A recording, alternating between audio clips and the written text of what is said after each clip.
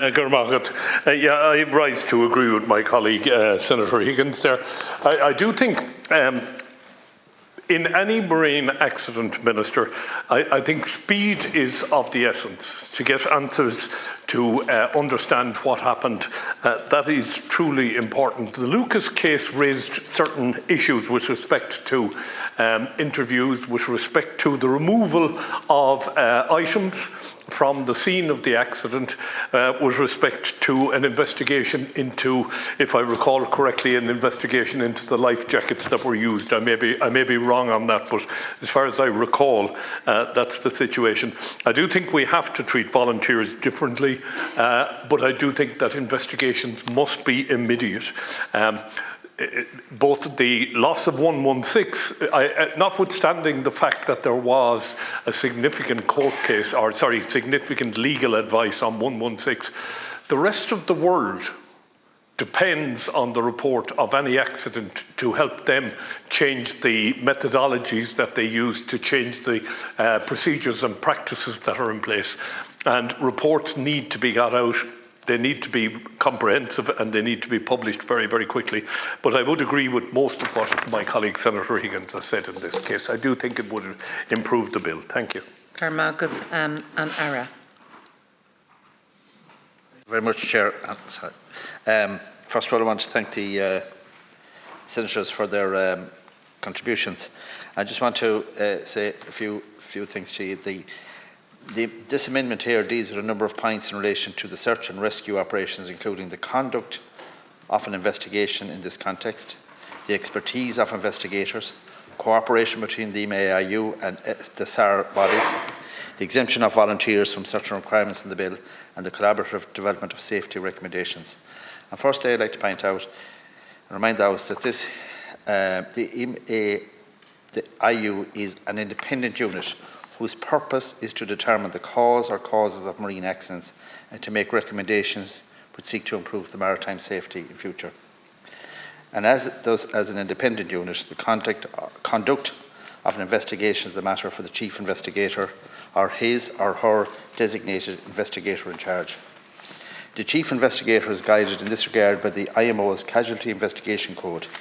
It would not be appropriate, in my view, to prescribe the legislation the particulars regarding how an investigation to an accident involving search and rescue operations is conducted.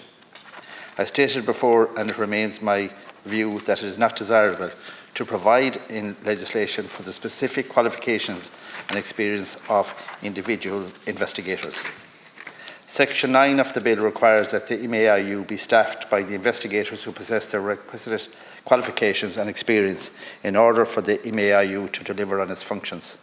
The Chief Investigator will be responsible for ensuring the EMAIU can effectively perform its marine accident investigation functions, including by ensuring its staff develop and maintain the appropriate mix of skills and training across the unit. There is nothing in the bill precluding the EMAIU from developing written protocols and memoranda of understanding with search and rescue bodies in relation to how they work together within the confines of respective remits. However, such arrangements are not appropriate for legislation. It is a matter for the Chief Investigator to determine whether such protocols are needed and what arrangements should be set out therein. In relation to exempting search and rescue volunteers from certain requirements within the bill, I am concerned that this would weaken the ability of investigators to collect crucial evidence. I would remind senators that the purpose of the marine safety investigation is not to apportion blame or determine liability, but to seek to identify the cause of the accident in order to develop safety recommendations. And this brings me to the point in relation to the development of safety recommendations. In my view, it would not be appropriate, nor would it be in line with our EU obligations regarding independence for the EMAIU to be required to develop recommendations in consultation with search and rescue organisations. And I would like to highlight, however, that in Section 33 of the bill requires that the EMAIU share a draft report with anyone who is likely to be adversely impacted by its publication. The bill provides that the EMAIU should take any observations submitted in accordance with this section into account before publishing its report, and may incorporate the observations into its findings or recommendations in the report, or make such comments on them in the report as it sees fit. Given the reasons I have stated, I trust the senators will understand that I have decided not to accept the amendment. Thank you. Thank you very much, Lasquare. Look, Minister, I'm not going to delay you on this. I'm just extremely concerned where there is vague language when we're talking about regulation. The word may should never appear in anything. It should be very clear. There should be an onus, a duty on those to carry out whatever instruction in whatever section of the legislation there is. May gives an opt-out to people. It allows for a situation when something does happen that people will say, oh, well, the Minister never made an order in that particular instance. So I do believe that what's being proposed here is valid and should be looked at again. I'll leave it at that. Thank you. Firstly, I just want to reiterate that the purpose of Part 5 of this bill is to allow us to regulate offshore service vessels for the carriage of industrial personnel to service the offshore wind industry. And there appears to be some confusion between the regulation of these vessels to service the offshore, the ORE industry, and the recent government approval of the LNG terminal. They are two entirely separate issues.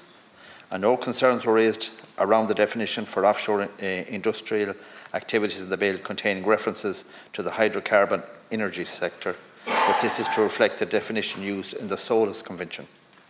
I would like to clarify that different rules and certification apply to ships involved in the carriage of dangerous goods, such as LNG, which is not the case here. The vessels to be certified under this bill will be used to carry industrial personnel to service the offshore wind industry. With regard to using the term may in relation to the SOLAS Convention, I want to restate that it is our intention to apply the SOLAS Convention in full to ships that fall within its scope, which is generally larger ships on international voyages. This is an obligation we must meet as a party to the Convention. However, some of the vessels, such as the smaller crew transfer vessels that will operate back and over to the wind farms, do not fall within the scope of the SOLAS Convention, as they will be operating on domestic voyages. I would like the flexibility to be able to apply the provisions of the SOLAS to these smaller vessels as far as practical, and that is why we need to use the term may instead of shall here. We need to be able to determine the most appropriate safety standards for the vessel based on its size, purpose and area of operation. It will not be practical to apply the SOLAS Convention in full to small vessels that are not captured by the Convention.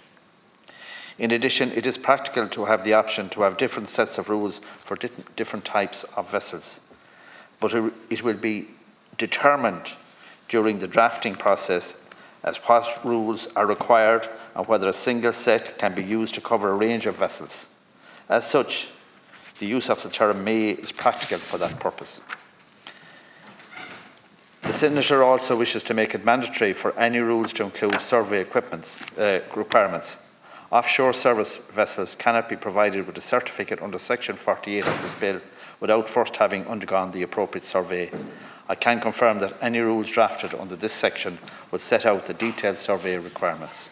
And for these reasons that I have set out, I do not accept the amendments. Thank you.